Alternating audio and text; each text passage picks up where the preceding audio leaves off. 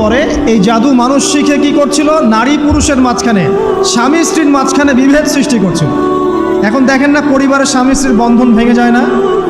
খুব ভালো সম্পর্ক, হঠাৎ করে সম্পর্ক খারাপ, কেউ কাউকে দেখতে পারে না, এমন হচ্ছে না? এই জাদুবিদ্যা সত্য। এবং এখনকার অনেক ভণ্ড যে কবিরাজগুলো বের হয়েছে, এরা জিনকে তাবে করে নিয়ে এই জিনদের মধ্য দিয়ে মানুষের মধ্যে জাদু ছড়িয়ে দিয়েছে, এবং এর ফলশ্রুতিতে বহু পরিবার ধ্বংস হয়ে যাচ্ছে। এই জাদুবিদ্যা সত্য। রাতের বেলা ঘুমানোর সময়ও আয়াতুল কুরসি তেলাওয়াত করতে হয়। এই হাদিসের রাবি হচ্ছেন আবু হুরায়রা রাদিয়াল্লাহু তাআলা আনহু, যাকে নবী সাল্লাল্লাহু আলাইহি ওয়াসাল্লাম গনিমতের মাল পাহারা দেওয়ার দায়িত্ব দিয়েছিলেন। প্রথম রাতে আবু হুরায়রা রাদিয়াল্লাহু আনহু লক্ষ্য করলেন যে মাল চুরি করার জন্য একজন এসেছে। তিনি চোরকে ধরলেন।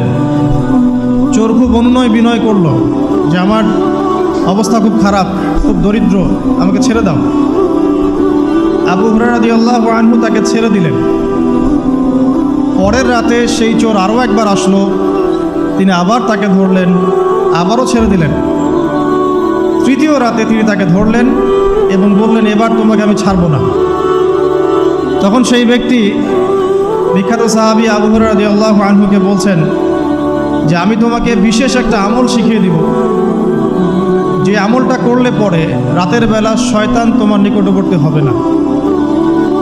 তো আবু হুরায়রা রাদিয়াল্লাহু আনহু বলছেন, কি সেই আমল, শিখিয়ে দাও, যদি শিখিয়ে দাও তাহলে ছেড়ে দেব তোমাকে।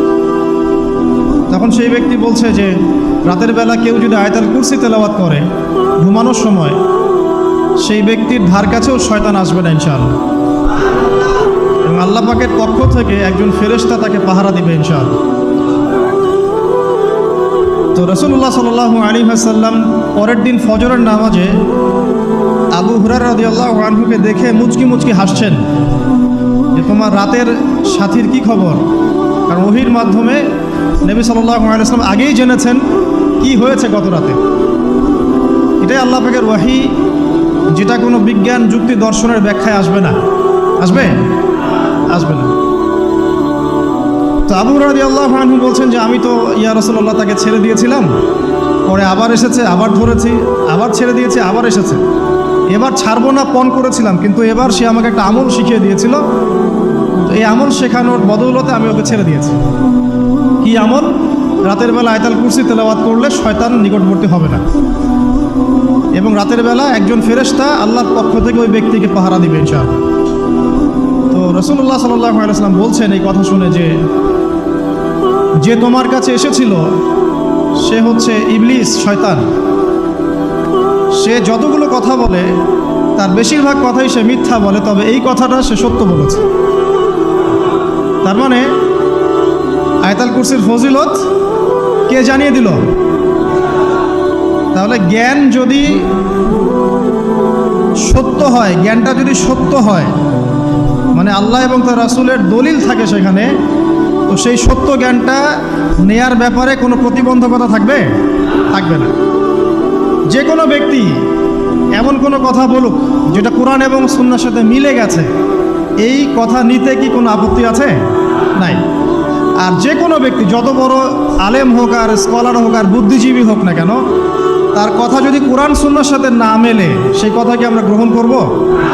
এই সহজ কথাটা মেনে নিলে কিন্তু মুসলিমদের মাঝে কোনো ইখতিলাফ থাকে না।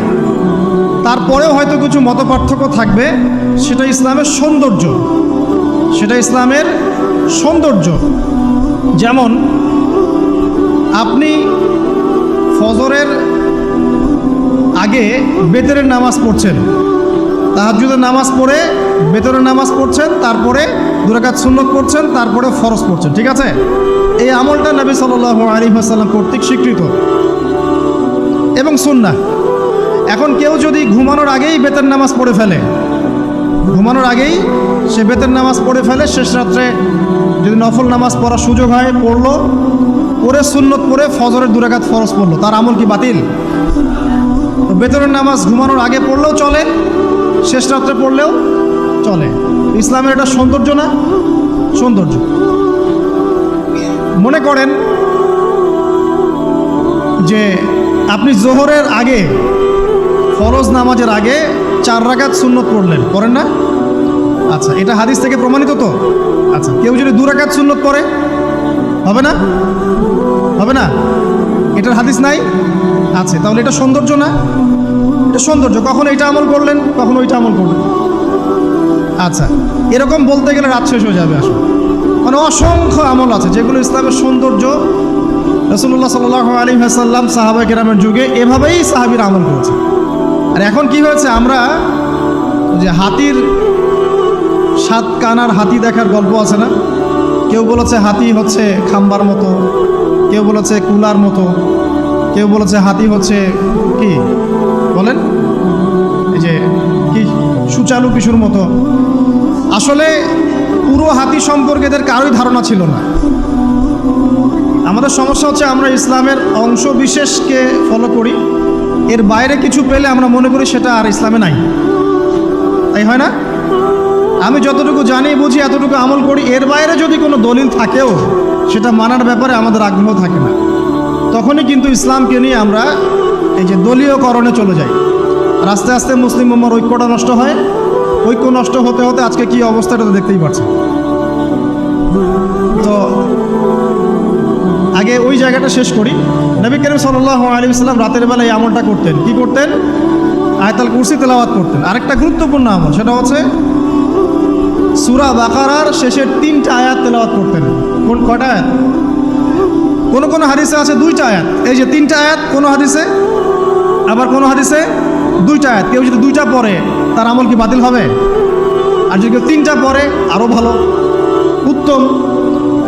ঠিক আছে, তো শেষের 3টা আয়াত হচ্ছে লিল্লাহি মা ফিস সামাওয়াতি, এখান থেকে নিয়ে ফানসুরনা আলাল কওমিল কাফিরিন পর্যন্ত। নবী সাল্লাল্লাহু আলাইহি ওয়াসাল্লাম বলেছেন রাতের বেলা কেউ যদি এই আমলটুকু পড়ে, শুধু এতটুকুই পড়ে, সূরা বাকারার শেষের 3টা আয়াত বা 2টো আয়াত, সারা রাতের জন্য যথেষ্ট হয়ে যাবে ইনশাআল্লাহ।